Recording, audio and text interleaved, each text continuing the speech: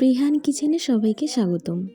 আজকে আমি তৈরি করেছিলাম মজাদার কিউট সিঙ্গারা।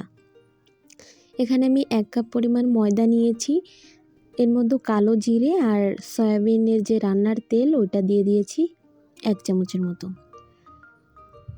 দিয়ে আমি ওটাকে ভালো করে মেখে নিয়েছি। তারপর আমি অল্প অল্প জল দিয়ে ডোটা করে নেব, সিঙ্গারার যে ডোটা।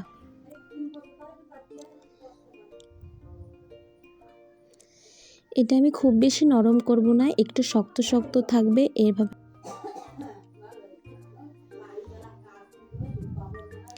এই দেখুন আমি এটাকে একটু শক্ত করে মেখে নিয়েছি। এবার এটাকে আমি ঢাকা দিয়ে রেখে দেবো যাতে করে বাইরের হাওয়াটা না লাগে। এবার আমি একটা আলু নিয়েছি, আলুগুলো কেটে জল দিয়ে রেখে দেবো, না হলে কালো হয়ে যাবে। সিঙ্গারার পুরটা করার জন্য আমি এখানে পেঁয়াজ কুচি, কাঁচা লঙ্কা নিয়েছি,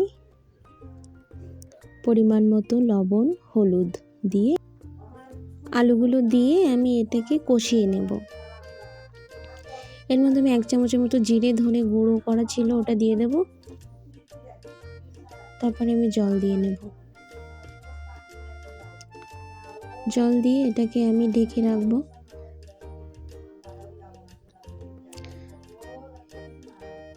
এবার আমার এই ডোটা কেটে নেব। কেটে নিয়ে আমি 1 পিসের মতো এখানে রেখে দেব, আর বাকিগুলো আবারও ঢেকে রেখে দেব। এটা আমি একটু লম্বা বরাবর বেলে নেব, যেহেতু সিঙ্গারার জন্য একটু লম্বা করেই বেলতে হয়।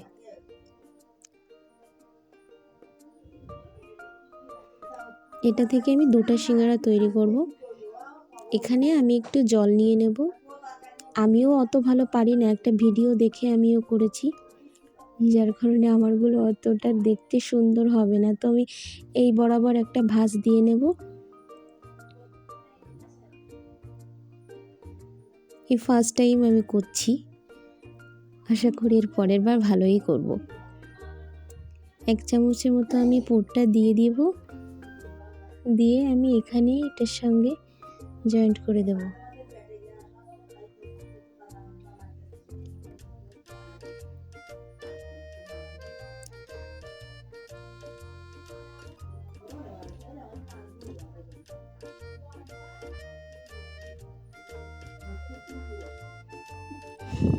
আমার নিজেরই খুব হাসি পাচ্ছে দেখে।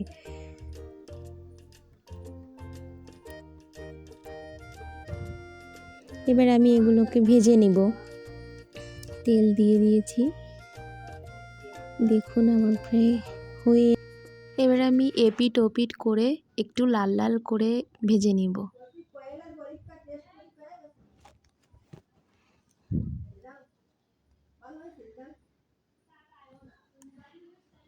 দেখতে একটু এমন হলেও খেতে কিন্তু দুর্দান্ত হয়েছিল।